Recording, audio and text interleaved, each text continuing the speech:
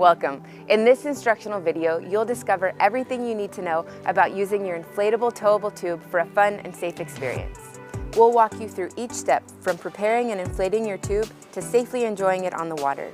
We'll also cover deflating it after use and ensuring proper storage for your tube's longevity. Let's get started.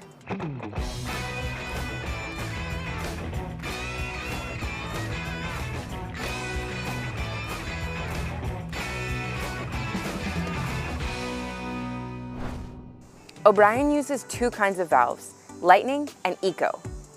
Our Lightning valve is like a superhero for your tube.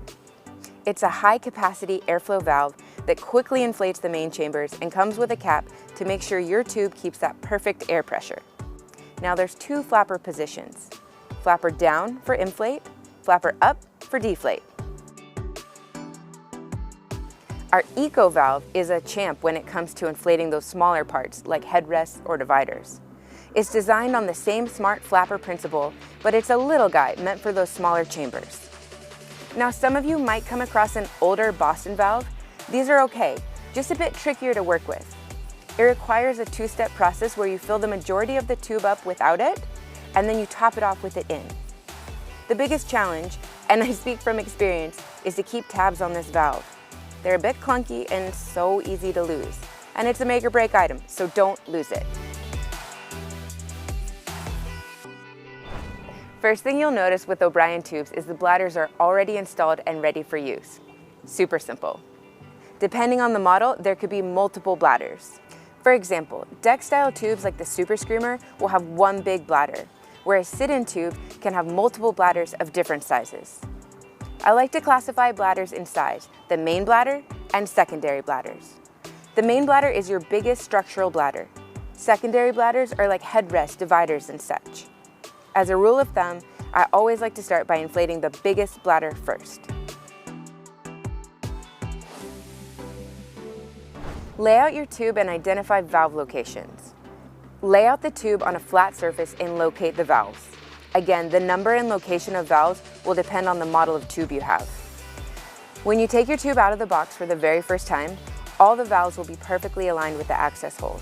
But as you spend weekends having a blast on the water, these access holes might shift a bit. Don't worry, we'll talk about the importance of deflating and storing properly a bit later in this video to keep everything in tip-top shape. If for some reason you find that the valve is not lined up under the nylon cover hole, no worries. You just have to tug the tube bladder around in order to make the valve and bladder line up correctly. Grab your pump and look for the hose adapter that matches the valve you're about to inflate. For your convenience, O'Brien now includes the correct adapter for the Lightning valve with every tube. For the Eco valve, you'll want to choose the long, narrow hose adapter. Now you're ready. Take the hose nozzle and insert it into the valve hole. Start by inflating the main bladder before moving on to the secondary ones. Keep inflating until your tube has taken shape. Before completely filling up your tube, check to see if the cover needs a little tweak. Go ahead and adjust it as necessary. Continue pumping air into the tube until it feels hard when you touch it and most of the wrinkles go away. For the Lightning valve, simply screw the cap on the top and close the Velcro flap. Next, inflate the secondary bladders. Follow the same steps as the main bladder. For some tube models, you'll be using the Eco valve. When you reach inflation, insert the little plug and tuck the Eco valve neatly behind the cover. Your tube works best when it's completely filled with air. If it's not fully inflated, two things can happen: poor performance and damage. Underinflation will cause unnecessary drag, which will slow the tube down, making the boat work harder and for the driver make the tube harder to control. Underinflation can also allow it to take on water, making it really heavy and will quickly shorten the lifespan of your tube, if not rip it on the spot. When you're attaching the rope to our Quick Connect, simply bring the rope from the bottom and come up through the attachment. This minimizes splashing. When choosing a rope, refer to your tube specs to use the proper size for weight specification.